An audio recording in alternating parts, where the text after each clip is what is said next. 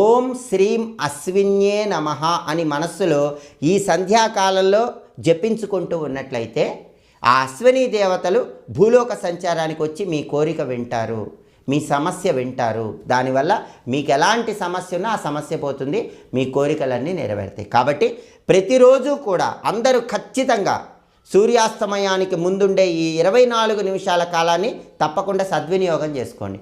మీరు మంత్రజపం చేయలేకపోయినా పర్వాలేదు, కేవలం కోరిక చెప్పుకోండి. ఆ సమయంలో చెడు మాటలు మాట్లాడవద్దు, ఎవరినైనా తిడితే అవి జరుగుతాయి. ఆ సమయంలో డబ్బు పరంగా చెడు మాటలు మాట్లాడద్దు, ఆరోగ్యపరంగా చెడు మాటలు మాట్లాడద్దు. అలా మాట్లాడితే ఆ చెడు కూడా జరుగుతుంది. కాబట్టి మంచి మాత్రమే అనుకోండి. మీకున్న సమస్యల నుంచి బయటపడటానికి ఈ అద్భుతమైన సమయంలో సమస్యలు పోవాలని, కోరికలు నెరవేరాలని కోరుకోండి. తప్పకుండా అవి జరుగుతాయి. ఇంకా ఇలాంటి మరిన్ని ఆసక్తికరమైన విశేషాంశాలు తెలుసుకోవాలనుకుంటున్నారా? అయితే మా మాచిరాజు